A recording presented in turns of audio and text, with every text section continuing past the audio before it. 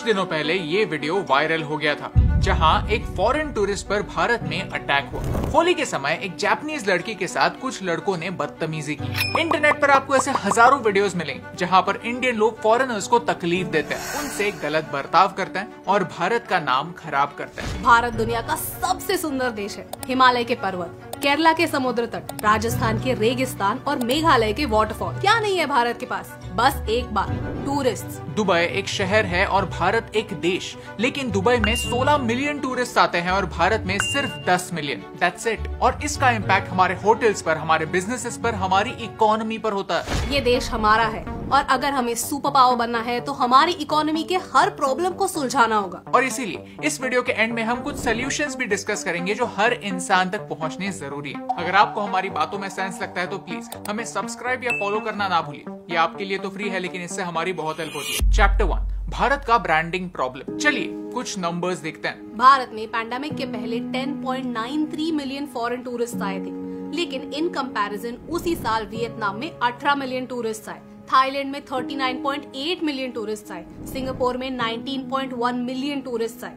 Dubai जो UAE का सबसे प्रसिद्ध शहर है, सिर्फ दुबई में 2019 में 16.73 मिलियन टूरिस्ट आए। ये तो मैं सिर्फ एशियन कंट्रीज की बात कर रही हूँ, इससे कई ज्यादा और लोग यूरोपियन देश घूमने जाते हैं। फॉर एग्जाम्पल 2019 में फ्रांस में 217 मिलियन टूरिस्ट गए थे। This number is staggering. हम वर्ल्ड मार्केट का सिर्फ 0.52% कैप्चर कर पाए हैं। लोग भारत देखने क्यों नहीं आते? क्योंकि भारत का एक बड़ा प्रॉब्लम है, ब्रांडिंग प्रॉब्लम। लोनली प्लैनेट दुनिया का बेस्ट ट्रैवल गाइड है। वो कहता है कि भारत में टूरिज्म कम होने के ये 4 रीजंस हैं: poor health care, women safety, security in the country, scams for travellers. लगता है कि लोनली प्लैनेट के राइटर्स ने भारत ज्यादा घूमा नहीं है, but on second thought there is some truth to these things. Lack of cleanliness, poor travel infrastructure, poor city planning. Bharat है तो बहुत प्यारा, लेकिन भारत में घूमना आसान नहीं है। हमारे शहर केओटिक है, ट्रैफिक के रूल सिर्फ रूल बुक्स के लिए। भारत के कई शहर वॉकेबल नहीं है, फुटपाथ्स मिसिंग है, और जहाँ है वहाँ उन पर गाड़ियाँ पार्क्ड है या किसी ने अपनी दुकान खोल के रखी है। रास्ते के बगल में फुटपाथ हो या ना हो, थूक के निशान जरूर होंगे। हमारे शहर प्रॉपरली प्लान्ड नहीं है। 2 दिन के बारिश के बाद हर साल हमारे शहर अंडर वाटर चले जाते हैं। आई लव मुंबई, लेकिन अगर कोई मुझे पूछेगा कि मुंबई में करने जैसी ऐसी अच्छी एक्टिविटीज क्या है, तो शायद मेरे पास कोई जवाब नहीं होंगे। और हमारा टूरिज्म में फेल होने का सबसे बड़ा रीजन है स्कैम्स। यूट्यूब खोलिए, इंडियन टूरिस्ट ये टाइप करने पर स्कैम्स ये शब्द ऑटोमेटिकली आ जाता है। ये सारी बातें हमारे देश के बारे में एक नेगेटिव परसेप्शन क्रिएट करते हैं। अगर किसी टूरिस्ट को एक बुरा एक्सपीरियंस आता है और वो उसके बारे में इंटरनेट पर बात करता है, तो आने वाले 10 लोगों को भारत आने से रोकता है। और इसके लिए जिम्मेदार कौन? हम सब। क्योंकि हमने भारत का ब्रांड नहीं बनाया है। पेरिस को सिटी ऑफ लव कहते हैं। वहाँ हर साल लाखों लोग प्रपोज करने के लिए जाते हैं। सोचिए, इस ब्रांड की वजह से होटल्स की कितनी कमाई होती होगी। भारत भी अपनी ऐसी अच्छी इमेज क्यों नहीं बना सकता? क्या हमारे पास बात करने जैसी कोई चीजें ही नहीं है? एशिया का सबसे साफ विलेज भारत में, दुनिया का सबसे टॉलेस्ट स्टैचू भारत में, सबसे लग्जूरियस ट्रेन महाराजा एक्सप्रेस भारत में है। लेकिन भारत की इमेज स्लमडॉग मिलियनेयर जैसी बनी हुई है। 4 साल पहले 100 रीजन्स टू लव इंडिया के दौरान हमने यही कोशिश की कि हम भारत का एक पॉजिटिव साइड लोगों तक पहुंचाएं। यहाँ की ब्यूटी, यहाँ का कल्चर, यहाँ के बदलाव दुनिया को बताएं। आज हमें ऐसे ही भारत का ब्रांड बनाने की जरूरत है, और ऐसा नहीं कि हमारे पास पैसे नहीं है। पिछले साल हमारे बजट में टूरिज्म को प्रमोट करने के लिए 343 करोड़ रुपीस एलोकेट हुए, लेकिन उसमें से सिर्फ 60 करोड़ रुपए यूज हुए। और इस साल 2023-24 में अमाउंट 167 करोड़ तक घटाई गई है। यानी प्रॉब्लम पैसा नहीं है, प्रॉब्लम है lack of will. Chapter 2, strategy of change. ये सारे आर्टिकल्स देखें, हमारे स्टेट्स के टूरिज्म डिपार्टमेंट्स अपना काम ठीक से नहीं कर रहे। ये हम नहीं, सीएजी कहता है। भारत इतना बड़ा देश है कि टूरिज्म को प्रमोट करने के लिए सेंटर और स्टेट दोनों का पार्टिसिपेशन और कंट्रीब्यूशन इंपॉर्टेंट है। हर टूरिज्म डिपार्टमेंट के पास अपने स्टेट के हाइलाइट्स प्रमोट करने की कोई क्लियर स्ट्रेटेजी नहीं होती। एट द सेम टाइम अगर कोई टूरिस्ट जाना भी चाहता है तो फिर उसे अलग अलग प्रॉब्लम्स फेस करने पड़ते हैं। Starting with something as basic as hotels. Bharat में आने वाले foreign tourist generally budget travellers होते हैं। भारत में बजट होटल्स के स्टैंडर्ड्स काफी वेरी करते हैं। होटल रेट्स भी काफी महंगे होते हैं। इसकी वजह से भारत में ट्रैवल करना कई लोगों के लिए अनअफोर्डेबल बन जाता है। फैसिलिटीज में बहुत सारी चीजें आती हैं, good quality budget hotels, clean toilets, hygienic restaurants, parks, museums and activities, festivals and most importantly इन चीजों का डेटाबेस। ऐसे सारे प्रॉब्लम्स हम एज लोकल्स भी तो फेस करते हैं, लेकिन इन पर फोकस्ड अटेंशन देकर सोल्यूशन कोई नहीं ढूंढता। इन सारे प्रॉब्लम्स की वजह से Bharat as a brand promote नहीं होता। हम सबको पता है कि इंटरनेशनल मीडिया हाउसेस भारत के बारे में अच्छी बातें नहीं करते, तो ये जिम्मेदारी हम खुद ही क्यों नहीं ले सकते। Chapter 3, how can we improve. हमने इस वीडियो के लिए 3 ऐसे एरियाज आइडेंटिफाई किए हैं जिनकी हेल्प से भारत और ज्यादा टूरिस्ट अट्रैक्ट कर सकता है। Number 1 is medical tourism. कितनी बार आपने सुना होगा कि आपके NRI दोस्त अपने दांतों का दर्द लेकर भारत आए, क्योंकि अब्रॉड में डेंटिस्ट के पास जाना और किडनी बेचना एक ही टाइम पर हो जाता है।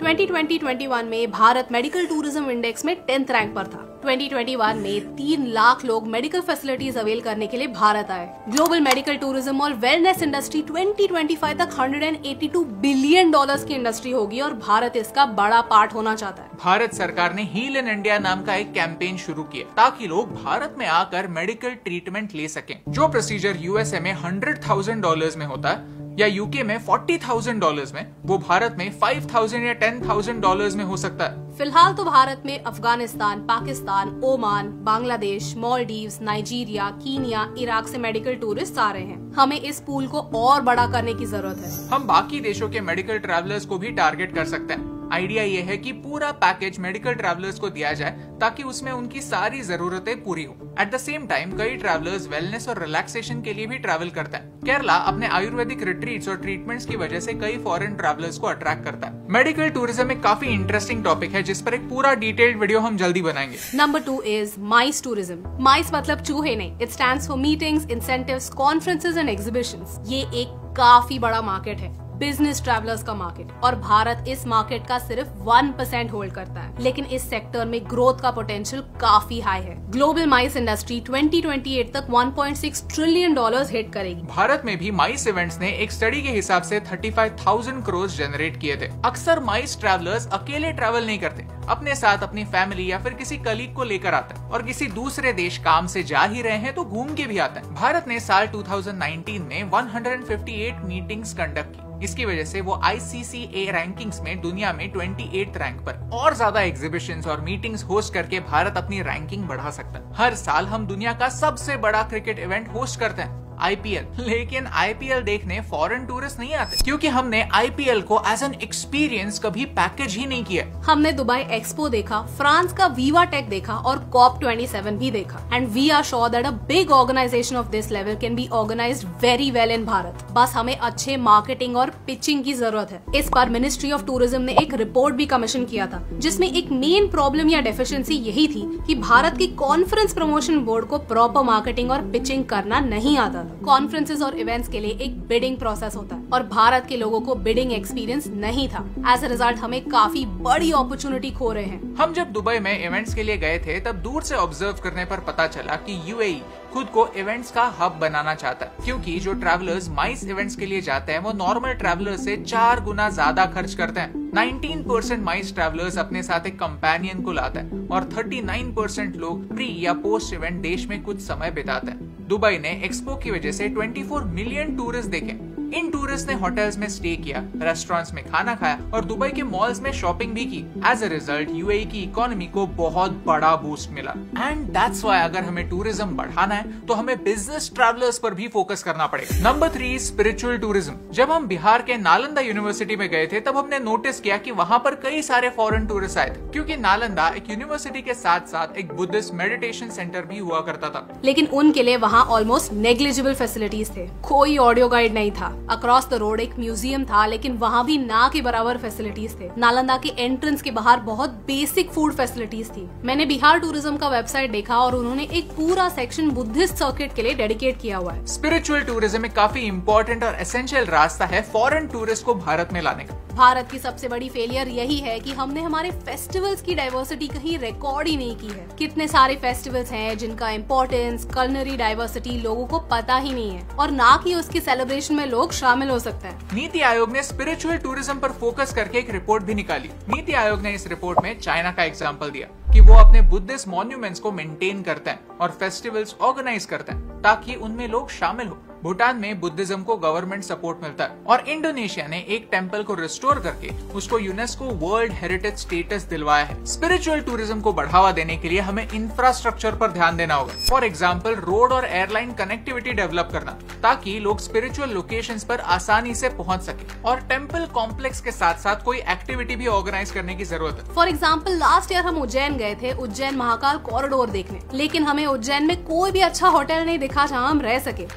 एज कई लोग इंदौर में रहते हैं और उज्जैन सिर्फ महाकाल के दर्शन करने जाते हैं। इसका इम्पैक्ट उज्जैन की इकोनॉमी पर होता है। फैसिलिटीज बढ़ने पर टूरिज्म बढ़ता है, ये एक सच है। Chapter 4 conclusion. Changing perception is not easy, but ये जिम्मेदारी हम सबको उठानी ही होगी। भारत दुनिया में ऐसा इकलौता देश है जहाँ पर आप कहीं भी बिना कैश के घूम सकते हैं। यूपीआई ने हमारी लाइफ आसान बना दी है और अब फॉरेनर्स भी यूपीआई का इस्तेमाल कर सकते हैं। मैंने यूट्यूब पर एक ट्रैवल कपल का व्लॉग देखा और उन्हें भारत इतना पसंद आया, उन्होंने ई वीसा के लिए अप्लाई किया जो उन्हें 7 दिन में मिल गया। उन्होंने दिल्ली, आगरा, जयपुर देखा और साथ ही साथ वो लद्दाख भी गए and they loved it. And you know the only complaint they had कि वो यूपीआई नहीं यूज कर पाए।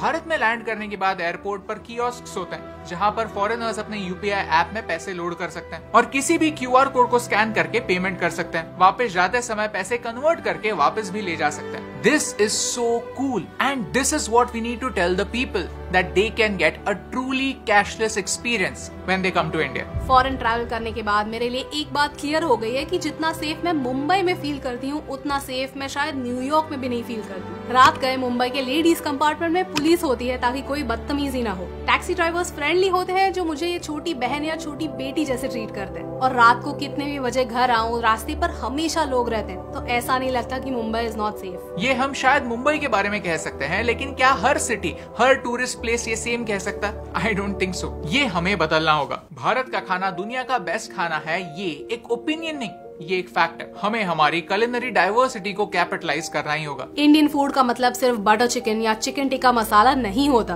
हर स्टेट का अलग अलग क्यूजीन होता है और ऐसी डाइवर्सिटी दुनिया के किसी भी देश के पास नहीं है। हमारा ट्रेडिशनल फूड, हमारा स्ट्रीट फूड, हमारा होम कुक्ड फूड जिसने ट्राई नहीं किया उसने स्वाद क्या है यही नहीं जाना। लेकिन हमारे स्ट्रीट फूड वेंडर्स काफी बार अनहाइजीनिक होते हैं, इसीलिए वो लोगों को सेफ नहीं रखते। ये सारी चीजें इम्प्रूव हो सकती है, बदली जा सकती है, ताकि बाहर के लोग हमारे खाने को ट्रूली एक्सपीरियंस कर सकें। चलिए हमारे भारतीय दोस्त जो देश के बाहर है उनके साथ देश की प्रोग्रेस शेयर करते हैं ताकि उन्हें भी ये पता चले कि देश बदल रहा है, ताकि उन्हें भी लगे कि साल में एक बार देश वापस आए और किसी दूसरे स्टेट, किसी दूसरे शहर को विजिट करें, कुछ अलग एक्सपीरियंस करें। हमारे देश में हम अतिथि देवो भव कहते हैं और कई लोग जो टूरिज्म पर डिपेंडेंट है उनके लिए ये सच है। इसीलिए ये इम्पोर्टेंट है कि हम हमारे सारे गेस्ट्स को एक अच्छा एक्सपीरियंस दें, ऐसे इंसिडेंसेस होने से रोकें। हमारे मॉन्यूमेंट्स पर राहुल लव्स प्रिया लिखना बंद करें और अपने आस पड़ोस को साफ रखें। अच्छे लोग यानी अच्छा एक्सपीरियंस, अच्छा एक्सपीरियंस यानी अच्छा टूरिज्म और अच्छा टूरिज्म यानी अच्छी इकोनॉमी, ये सच है। अगर आपको इस वीडियो से वैल्यू मिली और हमारा सोल्यूशन ओरिएंटेड माइंडसेट अच्छा लगा तो हमें फॉलो या सब्सक्राइब करना ना भूलिए, क्योंकि कोई भी देश परफेक्ट नहीं होता, उसे परफेक्ट बनाना पड़ता है। अगर भारत में 100 प्रॉब्लम्स है तो उन्हें सॉल्व करने के लिए 140 करोड़ लोग भी हैं। सवाल बस इतना है कि हम में से कितने लोग प्रॉब्लम का हिस्सा बनते हैं और कितने लोग सोल्यूशन ढूंढते हैं। और यही इंपॉर्टेंट बात आप तक पहुंचाने से मुझे फर्क पड़ता है।